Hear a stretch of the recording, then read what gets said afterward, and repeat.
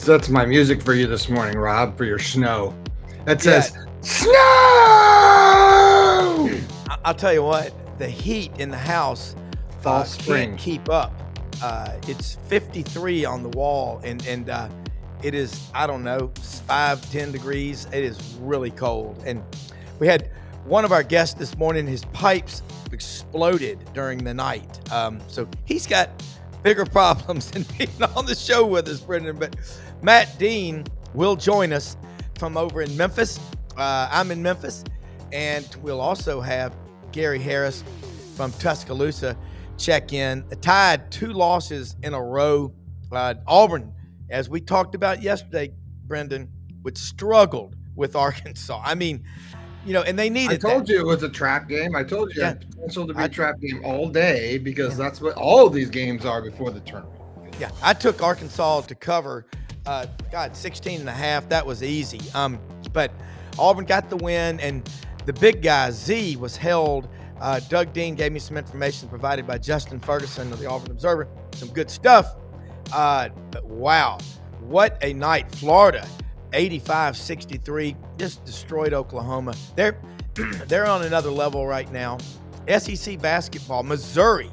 Wow, we got a lot to cover. I mean, and Dennis Gates, is he coach of the year?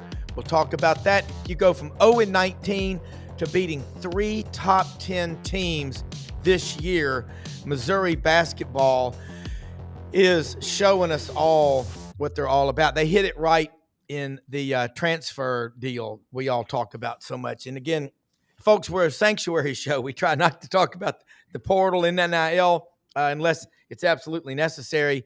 And folks, and Rob likes to leave the driveway about 300 miles an hour in the morning going backwards. So welcome to the show. You're watching Rob Browne's SEC Sideline Sports Podcast.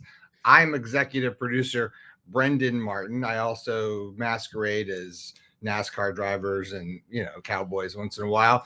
That guy's Rob Browne. He's the host. And this show is talking about SEC basketball being on fire. Please like and follow us on all the platforms. Hit that QR code right there. That is how you get us on Twitter. We're on Facebook. We're on YouTube. We're everywhere. Check it out. SEC Sideline Sports. There you go, Rob. And with that, I'll bring in our esteemed guest, Matt Dean. Hello, Mr. That's right. Dean. Our friend, our colleague. In fact, since he's over on Rhodes College, one of the esteemed academic universities in the country, our esteemed colleague. Esteemed. I love it. Esteemed. You're a colleague, or you can be an esteemed colleague. Matt, you're Brenden, an I esteemed appreciate colleague. that very lofty introduction. It's great to be with you guys. I figured you would. You're a classy dude, so I think you like well, proper introductions and you like things to go a certain way. Thank you. I'm like I'm you. used to Rob backing up real fast out of the driveway too. I understand completely where you're going for. I'm like, Rob, I don't hear the thoughts in your head that you're saying. I don't hear them. So when you catch me up midstream, I got to back it up. So love you, love you, brother. But 90 mile an hour to go. Nothing but love, Robbie B. Yeah, it is. Hey, quickly, Rob. Last night, I thought what Calipari's been able to do with his tempo. I mean, Auburn wants to get out, score 90 plus, maybe not as much as Alabama does, but still, Arkansas led that game with 3:06 to go. Okay. Big Z, I think, was 0 of 9 from 3, 0 of 10 from the field, and had two really good looks in the last 2.5 minutes. That if he makes one of those, it could be a little more dicier down the stretch. But hey, man, you get a win this time of the year in the league play. That's a great thing. I want to talk about Missouri for a second. Couple thoughts, man. I think Dennis Gates is coach of the year. I don't know if you saw this late in the game last night. It's over, and Dennis Gates takes a timeout with 1.5 seconds to go, goes over to the mic, and tells the fans, do not rush the court. Love that. And I think for the first time I saw in history, 3 top AP top 5 wins, 3 of them, after going winless in conference play. No one's ever done that. So I think he's got to be coach of the year, even though, Golden at Florida has done a marvelous job. If you give it to Golden, it's a toss-up. I have no problem if you give it to Golden. I really don't. But I think it's one of those two gentlemen. Florida is fantastic. Florida has everything you want. Their size intrigues me because no one's going to come in there and bully them. They can play tempo ball. They have perimeter game. Gosh, it's going to be a fun SEC and NCAA tournament. But quite frankly, I think right now what Auburn's doing and what Florida's doing, they're the top two teams in the country. Now, people are going to say, well, Alabama's lost a couple in a row. Doesn't matter. Alabama's right there. They let a lead slip away against Auburn. I thought Auburn just dominated the second half of that game for the most part last weekend. And then last night, you're at Missouri. And I'm going to tell you something. Missouri, man, they get going. The crowd's into the game. They have a good venue. I look down and I see Norm Stewart Court. No one knows how great a coach Norman Stewart was for the Missouri Tigers. He was really good. They used to have an unbelievable basketball tradition, guys. I mean, John Sunvold was doing the broadcast last night. I believe he was paired with Steve Stepanovich. I need Franz Beers on here to correct me on that. But they used to have tremendous basketball there. I'm thinking back to Anthony Peeler days. And I really think Missouri's a team, too, that I would not want to face, guys, if we're talking tournament play. And I agree with you. And we talked about it. Coach John Brady was on the show with Brenden and me yesterday morning. They hit on 7 guys in the portal. And I think they also got 3 of the top 100 high school basketball players in the country. So you start looking at that, and they're doing a hell of a job in recruiting, but it's the chemistry on that team. Yes. Dennis Gates, 3 top 5 wins this year. Okay. Yeah. Okay. Todd Golden, Bruce Pearl, Dennis Gates. Is Coach of the Year, and I'll throw this out to both of y'all. Is that an award you give to a coach who does way more than was expected of his team before the season? Or is it a guy who takes a team with all these talented players and gets his first team guys to play as hard as his second and third teamers? And I think that's deep. It's very deep. Jeez, overthinker. Well, I'm thinking, how is it defined? I guess then the question is, what do you think? Is it by merit or is it by opinion? Because a lot of that could be taken as opinion, John. I'm going to throw this at both of you. I can see Gates or Golden winning the league coach of the year and Pearl winning the national coach of the year. Does that make sense? I mean, Pearl, every year, Pearl's going to be in discussion for one of the coaches of the year because of the way he's run that program and historically the way he's coached. But I think this year, if you look at a team that was winless, and now we're talking about them, a 20-plus win season, double-digit wins in the SEC, and 3 top 5 wins. Gosh, that's hard to top, guys. Improvement matters too. It does. Yeah. Well, I guess that because if you put that lens on it, there's a lot. I mean, I guess I feel like I might be missing somebody that I don't know of, right? Yeah. Because there's great coaches that do great things. I would argue to say some of the best coaches ever are the ones we never heard about. That's right. Yeah. Well, I'll say this: Todd Golden. I know Bruce Pearl and him are very close. Todd Golden is an outstanding coach. Yeah, I mean, year 3, year 2, he had the Gators playing for the SEC tournament championship. And year 3, he's got them. I heard Bruce Pearl on the post game on the Auburn Network last night with Andy Burcham and Coach Randall Dickey. He goes, I don't see Florida losing the rest of the season. I don't. Auburn's got a hold serve. You knew Arkansas and Coach Cal would come in and play a full 40. And you heard Dudley Dawson, hogville.net, on yesterday morning's show. Calipari's already got 2 of the top 10 high school players in America heading up to Fayetteville. Yes. Now, and Matt, you've coached 26 years. Brenden went to lunch with Matt last Thursday, and I bought, by the way, Brenden. I just want to Hey, I'll buy anything. I'm surprised because Rob is actually really he is. He wanted to. It was already prepaid. It was already prepaid. Well, but I like that one. It was delicious. The Brussels sprouts were cooked in maple syrup. I'll eat Brussels sprouts anything like that. I bet Brenden would too. No, I'm a chef, and I will make some blanched Brussels sprouts that will be delicious, my friend. I'll eat them.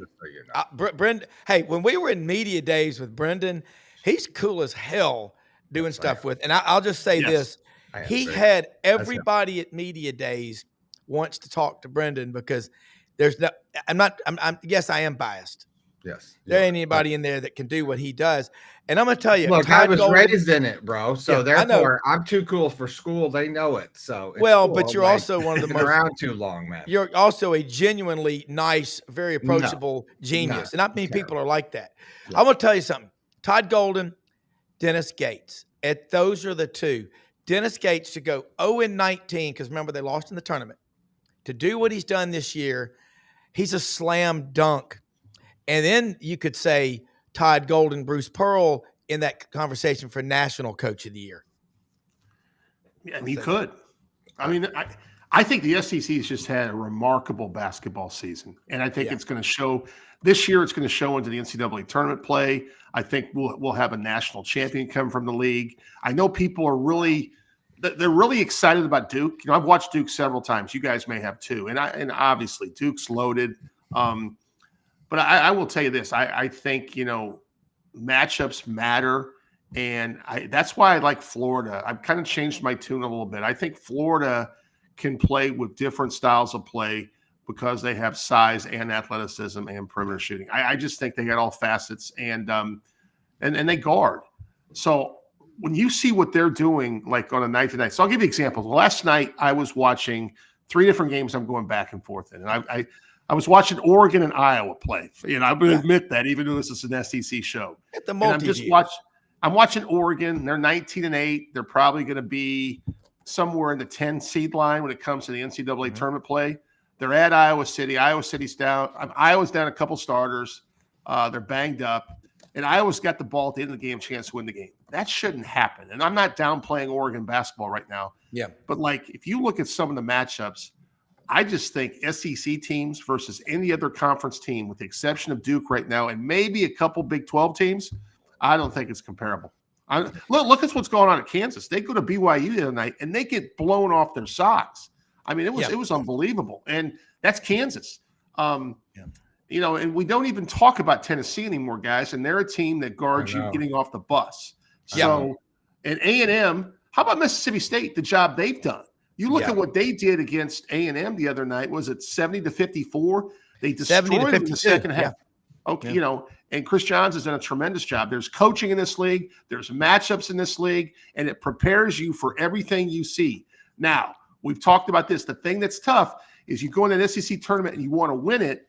What does that take out of you if you get to the championship game knowing 5 days later you're playing in the real thing? I don't know. That's the thing that we all worry about as coaches, is having fresh legs and being ready to go when it counts the most in March. Yeah. Here's some information from Justin Ferguson of the Auburn Observer. Doug Dean passed this along to me.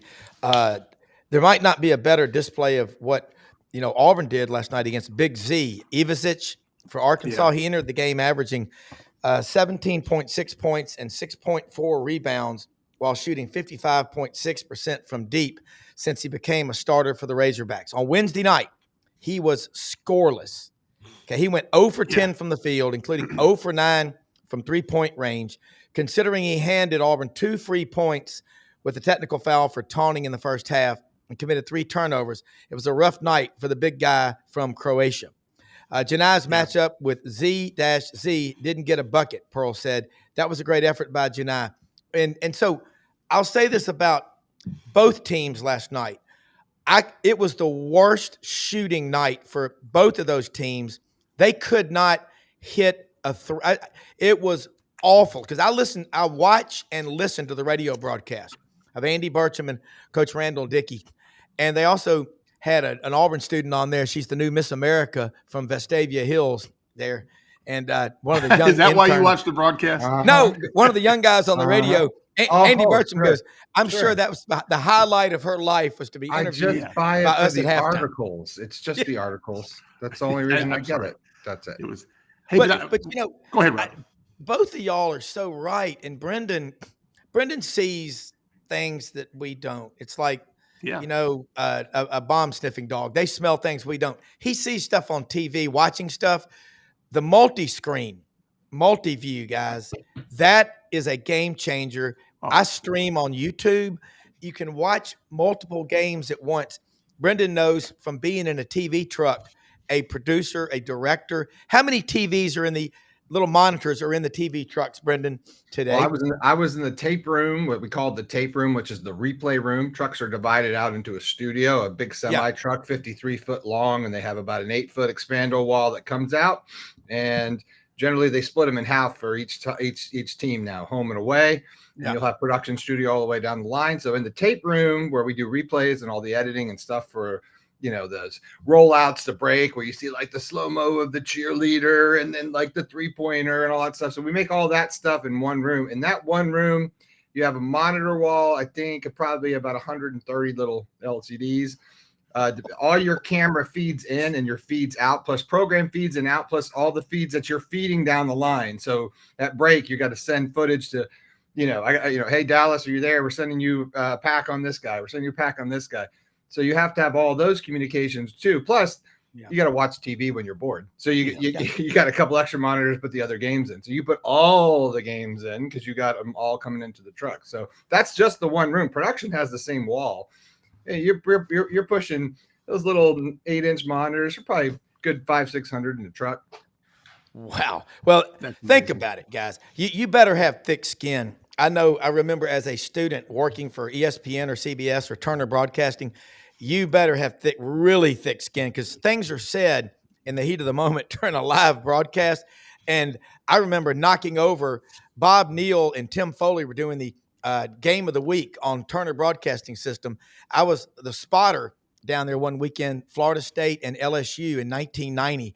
And there was a big play, and I got excited, and my hands went like that. I knocked Bob Neal's drink all over the place. And so without hesitation, he just swept it off. And during the break, he said, "Young man, happens all the time. No big deal." And you'll see Brenden, a producer. I think it's fascinating. You have to appreciate what these people are doing, but what's going on behind the scenes is the coolest part of this. So, ESPN or SEC Network does a lot of 30 for 30s and documentaries. How about they do one on what it takes to produce all these games on TV? Oh, they do. They do. They'll do one at the end of the year and stuff, because in the end of the day, it's interesting, but it's boring. I mean, not really. It's like glorified AV text, right? It's like at the end of the day. I think it's cool. Look, it's the dance behind it's the game behind the game. Okay. Yeah. It's the original reality TV. You don't know what's going to happen. You're going to put everything you can onto tape and make it not live, right? So, and that's the trick of the whole thing. And it's everyone's got to work together. That's why you've got everyone on headset. So it is sort of beautiful in its own right, because when you see a game that's perfect, you got to realize how much went into making that perfect, right? Yeah, we saw. Remember when we saw the Tyson fight and Netflix screwed that deal up? Yeah, that's right. Because Netflix doesn't live stream anything, and they tried to do it in house. You ever watch pregame? NFL pregame, NFL games pre-games, and those are all done by local newscasts. So those aren't done by the professional broadcasters. So most of those are done by your local Channel 4, Channel 7. So those are always struggling. There's a reason for that, because it's not easy, just like anything else. So it's interesting. I don't want to go on about it, but it has its own place in, I think, the event itself, because millions of people are watching, right? No, and you're right. And I think, Matt, let's go do some rapid fire stuff here now, talking about all these games on TV. Last night you had Arkansas, Auburn. Oklahoma went to Florida and just, Florida beat them 85-63. Florida's rolling. Vanderbilt, Kentucky beat Vandy. I think Kentucky's now 7-6 in the SEC. And then South Carolina, of course, LSU got the win. That's 3 wins. They've got as many as Oklahoma. And I concur with Coach John Brady, who said, if you're going to talk about Oklahoma being in the conversation for a tournament bid, NCAA, damn it, you ought to talk about LSU. And they just made a big financial commitment for their basketball, bank account. That's the term I'm going to start using for that other thing. All right, so A&M at Mississippi State. Did you know that was the program record for Mississippi State in their school's history? Most steals or whatever, takeaways in SEC game history. They had 17 against A&M. And I think Buzz Williams pound for pound, is the best basketball coach in America. As Chuck Oliver always says, he gets 50 pounds out of a 20-pound sack more often than anybody. So correct me if I'm wrong, guys, but that means Mississippi State back-to-back games won against Ole Miss and Texas A&M. Yeah, correct. Beating Chris Beard and Buzz Williams. That's you get these incredible matchups, and not just teams but coaches. Brenden, while it's on my mind, I want to say one thing to you about production side of things. When I was a B News senior, we produced a show weekly, and part of the deal was you had to rotate amongst talent, production, directing, whatever you want to call it. So, I was talent a lot in the play-by-play side, but I can never forget getting in that character generator and all that junk, and I'm like, man, I feel like I couldn't handle it. So I have a really big appreciation going back to my college B News days of what you do and how you handle this, man. And I've on the show a while, and since you've stepped in, man, this is just first rate. And Rob and I were talking about you at lunch, and we're like, man, this is big time. So kudos to you, my friend. Thanks, man. But getting back to what you're talking about a little bit with Mississippi State, they guard. They are. I mean, part of my problem watching the University of Iowa, my beloved Hawkeyes, is I don't feel like they guard. And if you do one thing going into tournament time, if you guard, usually that means you can guard multiple ways. You know what I'm saying? Like when they talk about Cooper Flagg and Janai Broome for Player of the Year, the reason I would vote Broome is because I think, you can say what you want. Both players are very good creative offensively. But my God, I think Broome will guard your butt off. I mean, I just believe that. Yeah. And that's where my vote would go. Not that Cooper won't be the number one pick overall someday, but right now I'm going to go Janai. So I love Mississippi State, guys. You mentioned, Mark Pope's done a phenomenal job at Kentucky. Just a phenomenal job at Kentucky. He has. And I'll be honest with you. They've beaten Tennessee twice. They won last night against Vandy. Their top, I think Lamont Butler was out again last night, guys, if I'm not mistaken. So they're doing it with different combinations on the floor. And quite frankly, there's another team that could get to the second weekend in the NCAA tournament. It's Kentucky. I've never been more excited about a league entering NCAA tournament play, and I'll back it up. I know we talked a lot about this league last year. I will totally back it up this year. Money where my mouth is. Promise you. You will? You will. I will. I will. No doubt. You promise. I promise, Brenden. Because I'm tired of it. Because last year I looked real dumb. You know what I'm saying? Well, I listened to everybody. Everyone got all excited. Look, it was a very, very similar conversations that we were having here. Yeah. That SEC, and then and then everyone goes and shits the bed. Let's be honest. No, I mean, Florida loses to Colorado. I mean, it was like the wheels came off the SEC basketball bus. But I see the talent. I see it's good. But I just think the great coaches, and we said this before, Matt, they get you playing at the right times, and they also know how to play at this time of year. That's why we always see the same teams in the Final Four, right? Because they know how to they know how to get you to the tournament. They know how to get seeded. They know how to who to play, who to not play. They know how to. It's a marathon, Matt. Would you agree? At this point, it's a marathon. I would, and let me give you two other coaches outside our league. They've done a phenomenal job this year. But matchup wise, I wouldn't want to play. Tom Izzo, Michigan State. He became the most recent leader for Big Ten history of Big Ten wins, surpassing Bobby Knight. Yeah. I'll tell you another team that's really good that people don't know about is Wisconsin. And Greg Gard was predicted. They were predicted to finish 12th in the Big Ten, and they're at the top of the league. They're like third, a game out of first place. Both those two teams do what I just described. They will guard you. They are physical. They will rebound the basketball. They're not scared of anyone. I'm going to give some props, to Clemson a little bit too. They did defeat Duke. Okay. But clearly Duke is the class of the ACC. But you're right, Brenden, the matchups. And for me, I always look at matchups when I look at the brackets, and it's really hard to predict how you get past that second weekend, because if you don't know who you're going to face in that second pod until you get 3 or 4 days of preparation, what coaches do the best. And that's why I think we're better equipped this year. Most of our teams are more mature. They're older. We have great coaches in our league. And Rob, as you pointed out early in the broadcast, Missouri's done a wonderful job in the portal. I'm just really excited for them because you look at Missouri, you go from winless in the conference to the top 3 or 4 of the conference. What a tremendous job! It's phenomenal. And I'm sold. I am drinking all the Gator bait Florida Kool-Aid I can get right now. After the Tennessee game, I just thought that was an aberration, and a week later, I was proved right. Todd Golden's just got it. I mean, like I said, I think that they're emboldened right now. I think that they're ready to. Yes. They're ready to make a run. Let's see. Well, they're having fun working hard, and if you can have fun working your ass off, you'll do great things. Let me say something about one of our sponsors, Winter Timber Outdoors. People, it is cold outside. You got to have the right gear to survive out there. Winter Timber, Athens, Alabama, on the top of the state, right there by Huntsville, the smartest city in the state of Alabama, Rocket City. They have over 2,000 shotguns, rifles, and handguns in the store. When you go to Winter Timber, you will notice it is a big store, and there's a fully competent staff of people that are outdoorsmen and women. They know what they're talking about. You ask them, hey, I need to get gear for turkey season. They'll get you the right camo patterns.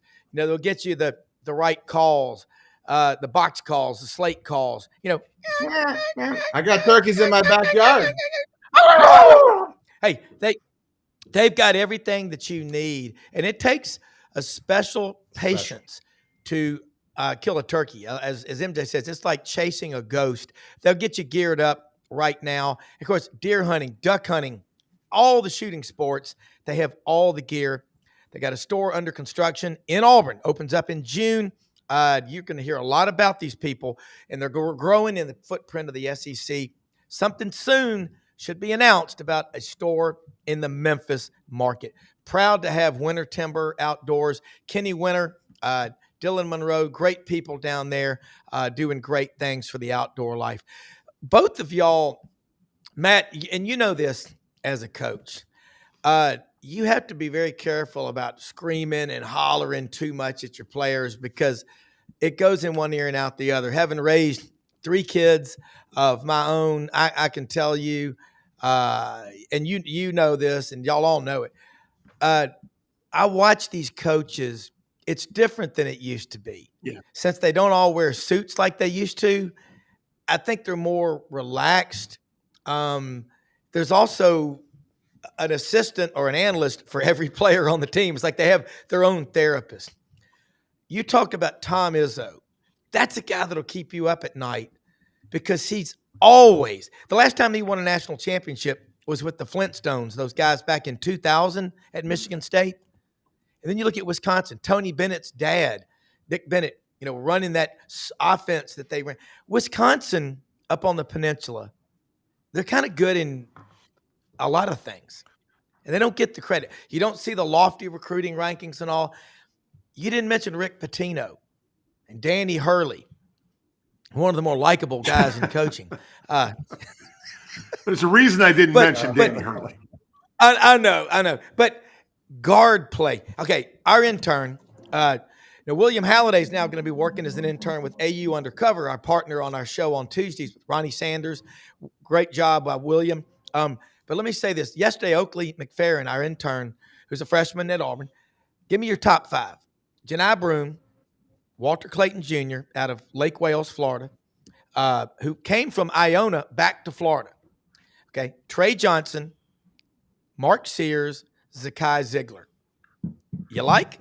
I'd like to coach that 5. There's no doubt about that. I think that's, pretty spot on. I give him credit with that situation. You talked about coaching too, Rob.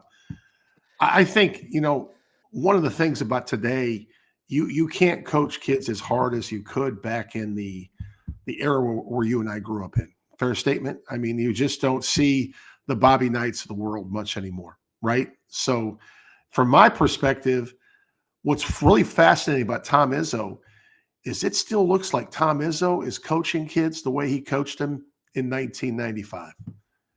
And correct. But there's probably, they will tell you that he's softened a little bit. So I think what he does is he still shows them love, tough love, But man, if they stray from the game plan, Rob, you see him. He is in their face. And it's different. Most coaches don't have that ability to do it right now. I think there's a respect factor with Izzo. As a player, when you sign up and you go play for Tom Izzo, you know what you're getting. So that helps him, because most of the kids, I'm guessing, I met Tom Izzo at our facility when they practiced before they won the national championship that one year. I think it was it 2000. Yes. And they were in our gym, and I watched some of their practice. And I don't care if you're preparing for a Final Four game, Elite Eight, a regional, you're going to get after it. And I think Tom Izzo's players know that. They appreciate that. You look at the success some of his players have had in the NBA. Look at Draymond Green, who played for Tom Izzo. You think that wasn't interesting? I mean, I bet, I'm sure Izzo and him were getting ready to get in a fist fight a couple times in that whole thing. But if you get kids that are going to come play for you that don't have a problem being coached hard, then you certainly can play defense for 40 minutes. Well, that's what the Gators are doing. Yep. They're playing defense. It's not like you've coached for how many years, Matt? 25 years or something? Probably about 3 decades if you count everything. Yeah. Yeah. So how much of it is, how many times have your best teams, what was their top 3, I guess, best ways to describe them? How did they play? What they're your best teams? My 3 championship teams, I'm talking on the league level that I coached, Brenden, are exactly what you described. They were tough as nails defensively. We got over ball screens. We won the turnover margin battle. One year we were top 5 in the nation. We were plus 9.8 in turnovers. That means, Brenden, I got 10 more possessions a game than you, which means I didn't have to shoot the ball as well to win the game. And a lot of times turnovers lead to easy offense, which is higher percentage shots. My greatest team that was 25-4 here shot less than 30% from 3. People are like, well, how do you win? Because you can win besides shooting from the arc. You can. There's ways to do it. And that's what's great about this game. There's different ways to play, just like football. Same thing. Yeah, it's same thing. But it's not. But it's basketball. It's different. No, you're right. It's not. But I just think it's so much not. I think it's harder and easier, right? Because you've got less players to get going in the right direction, but then you also got less players when you can't get things going in the right direction, right? So right. And the reason I say football a little bit is because if you have a great offensive line, you're a better quarterback. I guess that's my analogy. There's certain parts of the sport of football. If you have the trenches covered, then there's a great chance you can still be in every football game. That's all I'm saying. And one thing that's different in basketball, Brenden, from a coaching perspective, in football, you're so far away from the field most of the time. And if you have really good trenches, it doesn't matter if you're on the road. But, man, when you talk about shooting backgrounds, and I look at that Auburn crowd last night, Rob, they are right on you. Man, that is a tough place to play a basketball game. Yeah. Home court matters so much in basketball. And that's another thing, guys, about NCAA tournament play is sometimes the venue, the shooting backgrounds, you have a bad night, Brenden, you just referred to it. How are you going to win a game when you don't make shots? Because it is a shot-making business. Boom. Yeah. Well, I want to say this before we introduce our great friend. Love this guy, Gary Harris, WVUA, Channel 23, Tuscaloosa, Tide 100.9, co-host with Rodney Orr, Tider Insider TV on Tuesday nights. Catch it. It is an awesome show. I want to bring shame and the spotlight on people when you watch a game on TV, these people that are turning their back and walking out of the game before it's over. I mean, if you've raised kids, you know what I'm talking about. Could you imagine being an 8-year-old kid in your soccer game and seeing your parents walking back to the car because you're down 3-0 with 1:23 seconds left? I mean, stop doing that, people. I have never, ever leave a game until it is over and the players have knelt at midfield for the post-game prayer. I've always done that. And as a kid, I still do it. My kids do it. And now my grandchildren will do it. You go outside the locker room wanting a chin strap, an autograph, or a high five. But you gotta connect with your people, okay? So let's get Gary Harris in here right now. This guy is on fire. And Gary, good news last week. You know, you're a hell of a man. You cover Alabama like nobody. You and Rodney. Okay, the game last week was so big. Both teams looked a little drained. Auburn barely got out alive against Arkansas last night, but they were at home. Alabama had to go on the road and play a hot Missouri team. They still scored 98 points. Kind of bring us your thoughts on Alabama basketball, how you think they'll close out this season, because they're still a top 4 team in the country. Yeah, they're a good team. I just think they played 2 other really good teams, and after starting 10-1 in the league and having won every road game in conference, and last couple of games it kind of caught up to them. I'm not going to really overanalyze this or try to kind of create a problem when I don't think there's a problem, other than you play Auburn at home and you play Missouri on the road and you lose, and it's just as simple as that. Now, I will say the way they started both of those games is alarming, and they've had a tendency to do this all year. I mean, I don't know where the slow starts come from, but they got down 9-0 against Auburn, 12-0 last night. So you dig a hole for yourselves. I mean, really before the game's even gotten into a rhythm, and you're playing uphill. And they didn't lead in the Auburn game. They tied it up 65-65 in the second half, and they didn't lead in the game last night. So that's 80 minutes of basketball where they failed to have a lead in the game, in either one of the games. So, they need to play better, but I think the competition has a lot to do with that. And, they won some games. When you have a great record, you're going to have to win some close games. And they won some games that they could have lost. And that's the way it goes. And then the last 2 games, I thought they got outplayed in both of them. And so you're right, Rob. I mean, with what's left, the 5 games that are remaining, there's not a gimme on the schedule. Not a gimme. Everybody's schedule is tough.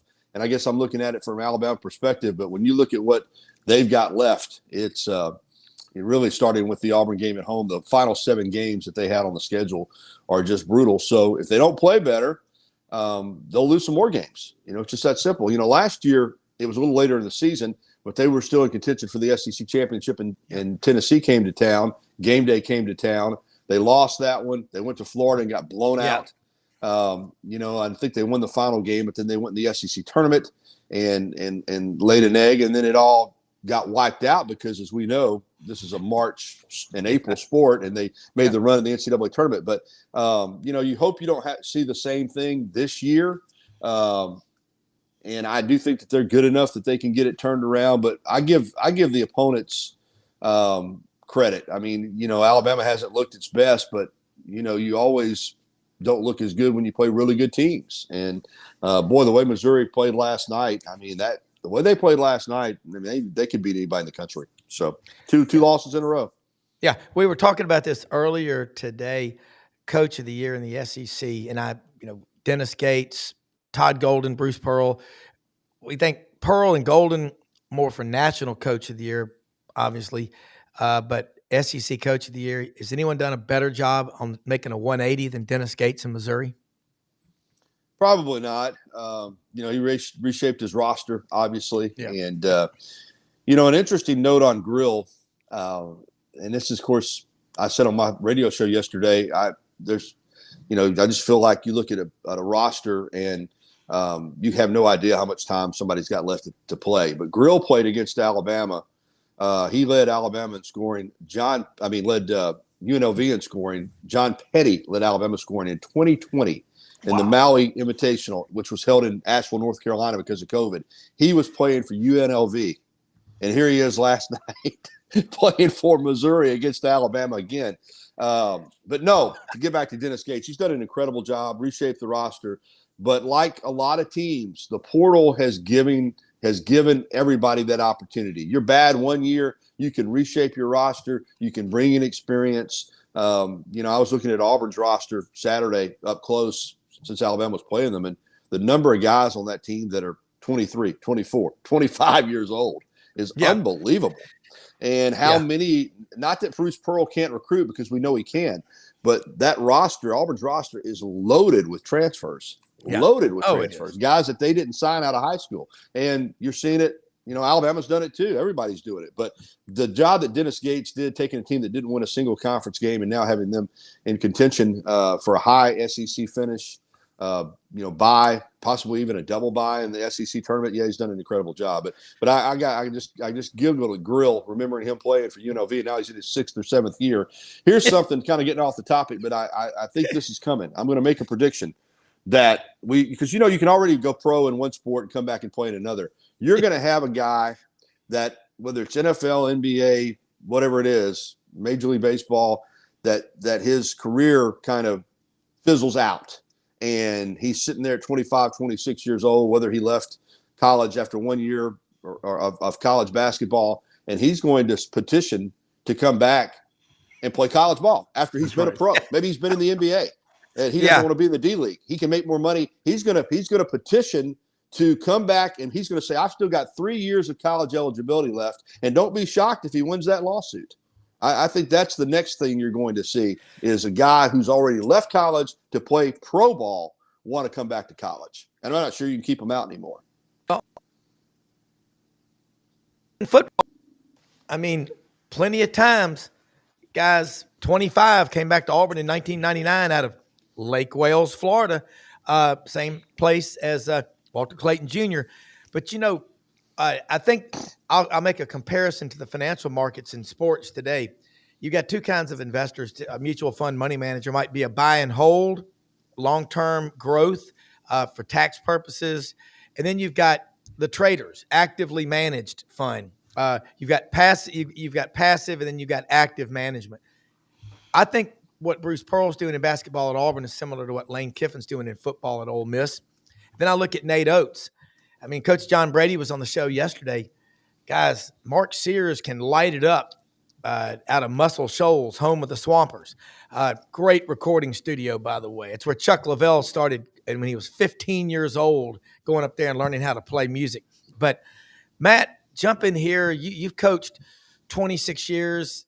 Gary laid out quite a dissertation of what is going on, and you always do. And, Gary, I hope you never retire, because there's nothing better than watching the 6 or the 10 o'clock news with a sports director that knows and has forgotten more than most of us know about the school he covers, but also the national picture. Outstanding, Gary Harris. Matt? Well, I think last night Gary covered it, but, I mean, you look at Caleb Grill. He comes off the bench. He's the 6th man, I believe. He scores 25 points. You're on the road. You're coming off a big game, and you finally lost a game. I mean, you'd won a bunch of great close games, and not just close games. You've dominated some people too. And, the schedule gets you in a conference like this, and I expect to bounce back on Saturday. I believe it's Kentucky. It is. In Alabama. I expect to bounce back. And I think Gary covered this earlier. Last year, you look at down the stretch, things didn't go their way. Look at the run they had in the NCAA tournament. I mean, that's still what we play for. Gary, before you got on, I was talking about sometimes how much it takes out of you to get to an SEC tournament final, and then the next 5 days later, whatever, go in a pod and start playing basketball for real, for tournament purposes. So I just look at Alabama, and I think on any given night, they can be the best team in the country. I love Sears. I love the way Nate Oates coaches. I love their roster. I think this league iron sharpens iron. It's just an incredibly talented league that's got so many great coaches in it, and the rosters are loaded. I didn't realize, Gary, the age of Caleb Grill till you just told me about that interesting statistic, because that's what it is right now. It's really a game where you're looking for, can I recruit some high school pieces and add some maturity and experience to my roster? And if I have a down year, I can go to the portal. And that's where Gates probably did better than anything. I'm sure he's a great coach, but he managed his roster really well. And someone said, hey, we're going to stick with you. I know 0-19 is not very good. We're going to stick with you. Credit to the administration. He goes out, and the proof's in the pudding. And, Gary, I mentioned this earlier. I thought it was kind of, I guess, a classy act on his part. He called a timeout with 1.5 seconds to go. He got on the microphone. He said, do not rush the court. I appreciated that, because obviously those Missouri fans, anytime you beat they were ready. They were into it. And I talked earlier about Norm Stewart Court. I grew up in an era in the Midwest where Missouri basketball was fantastic back in the day. And it's kind of nice to see Missouri basketball a factor again. That's just my thoughts. Yeah, he saved his school some money too. So he did. He sure did. Yeah. That's a cost-saving measure. I mean, we don't see that. Doge, we don't see that very often in sports. Gary, all right. Basketball is so big in the SEC, and I've been saying this all season. It's your Tuesday nights, your Wednesday nights, and your Saturdays. I mean, there's stuff now. I'm like, I am myopically dialed in. I've got the app. I got the Auburn app. I got the Tide 100.9 app for the Alabama broadcast crew. I've got the Gator app. I can listen to these different games anywhere. But then when I'm watching them, Matt talked earlier, the multi-view. It's like, great. Remember in the newsroom, you're watching all those games and you're trying to condense it down. It's really, it's as good as it's ever been. Going into the tournament in Nashville, how hard is that ticket going to be?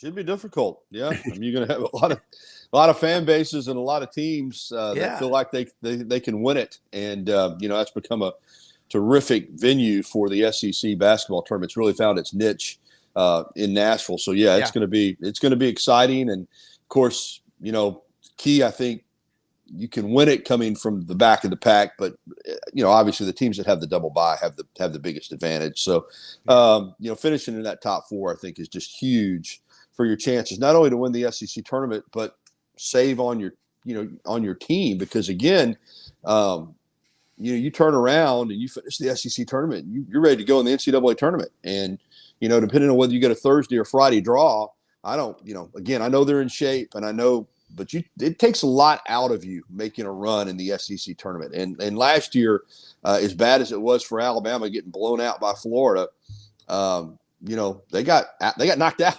They were able to get back to Tuscaloosa and rest and get everything set to make that run. So that's another thing. And Matt, being a coach, I'll kind of throw this to you. You want to win the SEC regular season championship. It still matters. And you want to win the SEC tournament championship. But like you said earlier, ultimately you're remembered by what you do. If you're a good team, you're remembered. Auburn last year got knocked out. Yeah. And that great season was just shattered. And for Alabama, they finished with a thud and made that run to the Final Four, and nobody even remembers that. So how do you balance wanting to win your SEC tournament championship with the understanding, particularly if you don't have, a double bye, or even, if you're, first day team, of course, you're probably not good enough to win it, but you take so much and put so much into winning that tournament championship, then you got to hit the reset button and get ready for the NCAA tournament. To me, it's still – and we're seeing it now in football some with the extending. It's a quandary between wanting to represent and win your SEC tournament and knowing that the bigger tournament is still coming. It's kind of fascinating to me. Gary, it's a really good point. I'm a little bit conflicted on this answer because I was able to coach in 3 NCAA tournaments in a total of 5 different games, was able to win as a head coach 2 NCAA tournament games. And, there's nothing like cutting down the nets and we hosted the one year we won the conference championship in our own gym, cutting down the nets in front of your fans. So it's, as to quote Herm Edwards, you play to win the game, right? So you're going in every game. But I think also one of the things, Gary, that we always had, whether it be for conference tournament play or NCAA tournament play, we had some things that we've worked on all year that we haven't shown people. And I can't go back to Alabama's run now and remember everything they did because they're pretty set in their style of play. But for me personally, there were things that I was always saving for what became an elimination game to our season. That was just my philosophy. And sometimes we would show that in the championship game of the conference tournament. We had a stretch where my teams were 9-0 in 3 years in conference tournament play. Wow. And I was always proud of that because we were playing our best basketball at the end of the year. And one of the things that I learned over a long time of coaching is in the last 4 weeks of the season, there was less time that I had my kids on the floor. That maple beats you up. I even had one of my best players in pool workouts once a week. She was missing practice because I wanted to do something to take it off her body. She was coming off an Achilles situation the year before. So, Gary, I think you're going to, you're probably not going to get an honest answer if you ask an SEC coach that question. But the reality is it probably doesn't bother them that much if they lose in the semis. But I will tell you this: momentum matters too. Now, if I play poorly the last 2 games in the season, and then we get knocked out in the first round of the SEC tournament, why do you think we're going to play really well the next weekend? That was kind of last year was a unique situation with Bama, I think. Yeah. Gary, that's setting up right there. I mean, Alabama, it's very similar to the SEC baseball. Some teams go to Hoover, get knocked out, and you don't want to diminish the regular season because this is must-watch TV. I mean, God, every night. And you can't help but look around. You better look around the country because there's 357 teams eligible to make the tournament. And you do want to get as high a seed as you can, and you and you play for that during the regular season, and to some degree in the conference tournament as well. So I'm with Matt that every game does matter. I just but I have seen teams get drained, making a deep run in that SEC tournament sometimes, and you got to try to come back and bounce back. And I think this, I always. If I'm a coach, and I'm not, but I would always prefer a Friday, Sunday draw in the NCAA tournament. For one thing, I've always said, and I've seen it happen to Alabama. It happened against Bruce Pearl in Wisconsin, Milwaukee one year. If you play that early game on Thursday morning, say the 10:45, 11 a.m. and you lose, is it really like you're even in the tournament? I mean, you're gone so quick. I've always said, if you play the Friday night late game, you get 2 days in the tournament, whether you win or lose. But that's right. That early Thursday game, I still think is the worst draw you can get. Yeah. I mean, I'm with you. 11 a.m. and the trading floor just stops. It is so much fun. The tournament is, guys. I mean, when it starts on that Thursday, you've got filling out those brackets and all. Mm-hmm. There's nothing else like it. And I both of y'all are talking about that. That's a great way to put it, Gary. It's like you weren't even in the tournament. You're done before a lot of people eat lunch. Thursday early game, particularly if you're the higher seed, it's like, man, alive. It happened again for Alabama. The one time Anthony Grant got the tournament, they played Creighton and lost a down to the wire game. And it's like you're so fired up. Then Thursday afternoon at 1:00, you're done. You're out. You're watching the rest of the tournament on TV, man. It's crazy. Yeah. I mean, well, all right. Let me add another thing, Rob, quickly. Go ahead. Great example this year. Bama's going to be a 1 or a 2 seed, probably more than likely in the NCAA tournament. Would you agree, Gary? So I'd hate to think they'd fall past the 2. Yeah, right. So let's say they're 2 line, and you play that 15 seed, and that should be a very favorable matchup, especially with DraftKings odds, I'm guessing. But here's what happens too in those games. It really worries coaches. They're going to junk it up too, because if I'm a 15 seed, I don't have anything to lose against you. Right. So you've got to do some of your prep thinking, okay, let's review some of our offenses against not only 1 zone front, 2 zone front, but maybe some exotics. Are they going to triangle into us? Are they going to box and one us? So you spend, like you said, let's say you're Thursday morning and you're spending 30 minutes in practice going some exotics. And then, if you win that game, you have a 7 seed who in this tournament is probably a top 25 type team.